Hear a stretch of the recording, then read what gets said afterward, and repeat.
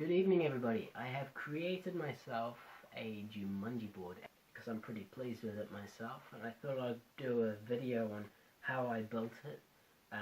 First off, I'll show you guys the board, and afterwards, if you're not interested in how I built it, you guys can go on your way. But if you are interested, I can show you all. I'm going to show you guys all my stuff that I used to make it, and go over what I did.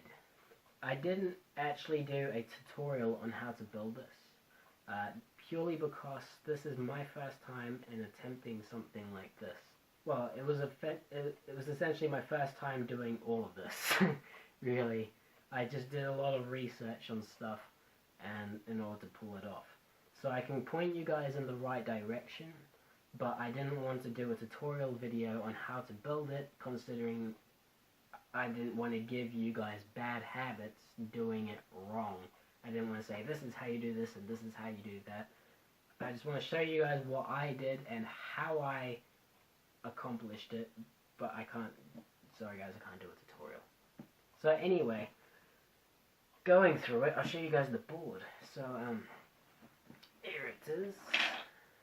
I am pretty pleased. It's nice and shiny. I got a nice little gloss on it. It's actually PVA glue. It worked really well. I'll go over the title in a minute once I've shown you the board anyway. So here is the board. I think I got it pretty accurate. Okay, I'll show you the pieces. Before I go over anything, I'm going to show you everything that I've got on it. Okay, so here's my rhino. The board's actually magnetic, so all the pieces actually magnetize to it. They also magnetize around the track, because I managed to do that too. So here's my little crocodile. Here's my monkey. And here is my elephant. Here's the elephant. It turned out really nice. This is casted in resin and painted with oil paint, and I coated it in glue to seal in the paint.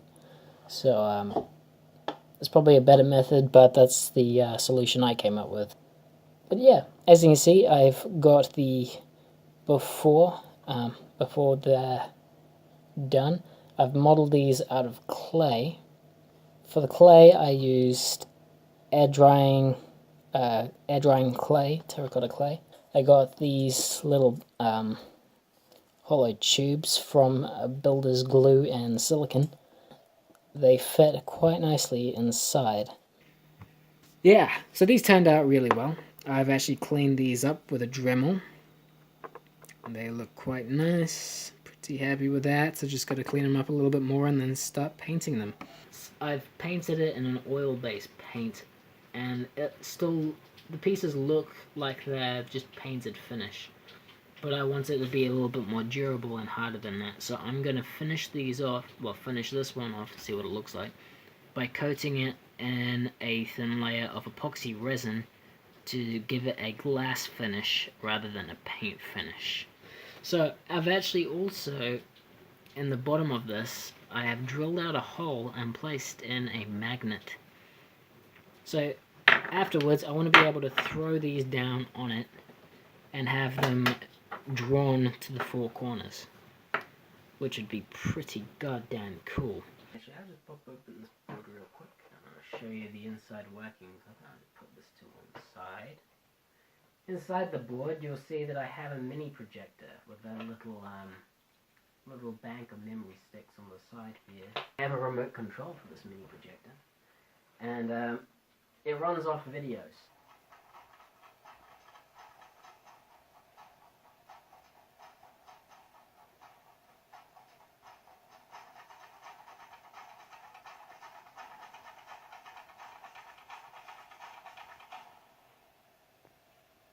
What the mini projector does, it passes through two lenses, which is a square magnifying glass I chopped in half, glued together, and is stuck into the board to magnify the light. So actually it focuses it better, because if you do it without the magnifying lens, it doesn't actually give you a clear quality. So I put in two magnifying lenses to magnify the quality of it, and it reflects off a angled piece of a Nickelback CD. It reflects the light off of that for a mirror, and it reflects into the center eye of the Jumanji board. This is runs off memory stick, and this little one here is just from the TV. Well, not TV, my Jumanji remote. It runs all off videos and stuff, so it has the sound effects, and it also has as well as the video. So I thought that was a good idea. It took me a while to work out what to use. Started using Arduinos and all the other stuff, and then I remembered I don't know how to do Arduinos or Raspberry Pi or any of that stuff. I like to keep it simple because I don't know any electronics. So anyway, how I built this, I'll start off at the beginning. So at the beginning of the year, I got really bored, and I was watching Jumanji, and I was like, oh my god, I want that board so bad. And then I was like, you know what, I'm gonna start doing a clay model of the logo and just see where I go from there. I modeled it out of clay. I did it out of air dry clay, which was a mistake. I shouldn't have used that. There's better clays, I found out afterwards. Don't use air dry clay. It's ridiculously hard to work with. It shrinks when it dries out. But yeah, I started doing out of 3 solid weeks of my Christmas break, and then it took me 3 months, just like a couple of hours after work each day, and I finished it 3 months later. And that was just doing that. And then after I finished the clay model of it, I silicon molded. So here is my silicon mold of the Jumanji logo. And yeah, so I just silicon covered my thing, waited up for it to dry, and then I just popped out the clay, and then I filled in epoxy resin. I tried clear cast epoxy resin, which set really fast. I don't recommend using fast setting resins actually. Yeah, they leave you with bubbles and stuff, and it doesn't give you that fine of a finish. Well, you're painting over it anyway, so it probably doesn't really matter. But later on, you're gonna want a clear resin anyway. So I like to buy in bulk. It worked out alright, and I used the oil-based paint to paint in the details, and then I found out that oil-based paint takes a ridiculously long time to dry. So 3 days later, when I was comfortable with it as dry, I coated it in PVA glue, which is the gloss finish you see on this board. It's actually just PVA glue.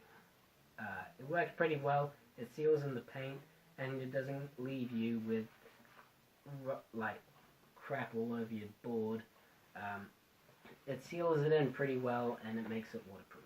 So yeah, that's the logo. And going into the board a bit, I tried working out after that how I was going to do the center, because I don't want to work on any of the other parts of the board unless I know for certain I had a good way of making one of these. Well, I wanted something that looked authentic, and it wouldn't look authentic if I just used a piece of rubbish in the center. Yeah, that was the main thing, is this middle piece here. And how I worked out how to do that is I filled a heat lamp light bulb as a mold with a epoxy resin that I added a green tint to. I did quite a few mistakes with it. That was like my 4th to 5th attempt. So if you're doing epoxy resins and you want something really clear, the best way to do it is actually stick it in a vacuum chamber. Now, I don't have a vacuum chamber, so I set it for a heat gun. No, you want to add a thin layer of epoxy resin first into your thing, because I did that first and I had a ridiculous amount of bubbles in it. So what you want to do is you want to lightly coat your light bulb first with an epoxy resin, and then after that sets a little bit, add the rest of the resin. Use gloves and use glasses because I had to smash the light bulb in order to get it out. The thing is the perfect size as well. It's the exact same size as I wanted for the center of this board, so it works really well. Rest of this board I used an EVA foam on a cardboard base, and I heated up a knife and I just pressed it into the EVA foam to get the slots in the to make it all nice and sharp and crisp. That's how I did that. I heated up a knife with a heat gun and I just pressed it into the foam. Then I did a silicone mold, and here is the silicone mold of my Jumanji board game. But yeah, that's how I did that. I'll share the Photoshop thing I had of the leaves as well.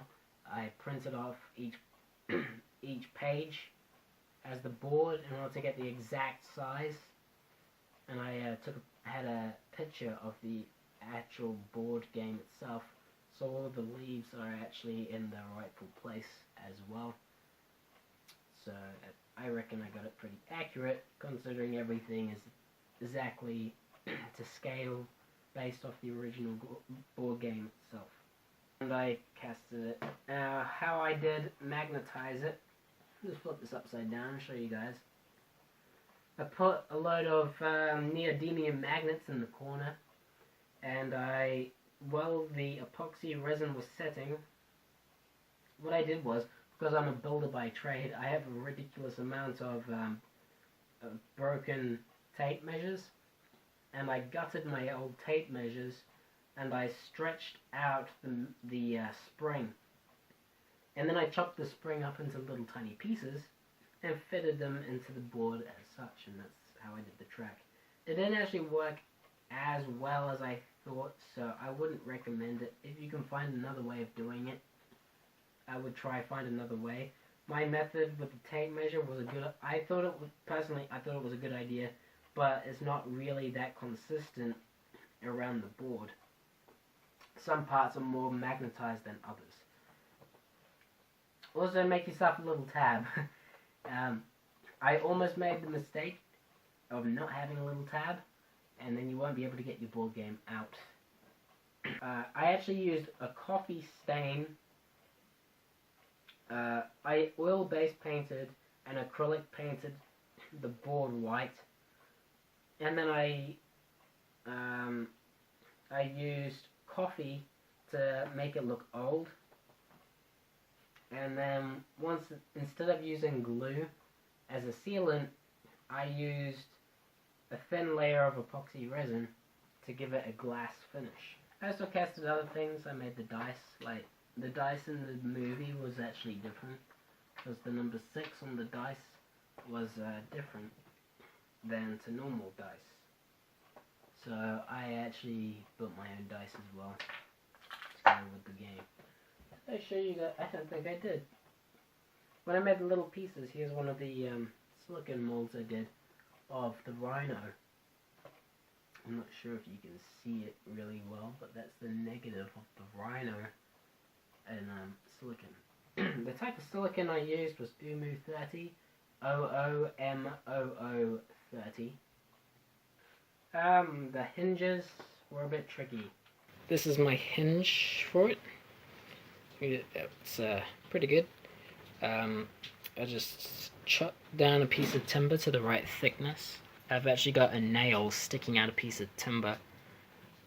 I didn't drill all the way through. I saw someone on YouTube drill all the way through, but I didn't really want that because it loses some of its structure. Well, if this thing pushes all the way through, it can pop out the other side. Whereas if I glue this directly onto the box and the other one onto the other side of the box, there is no possible way for this pin to stick out any of the sides at any point, should that ever happen. It's just a backup, I suppose. I stuffed up a lot of paintbrushes. I chopped off the ends of the paintbrushes and used them has the thing to go inside the hinge. That's what it's actually rotating on. It's actually rotating on the paintbrush. I just stuck inside the hinges. I'm pretty pleased with that. I'm stoked that it actually turned out as good as it did. I was fully not expecting that. So, catch you later.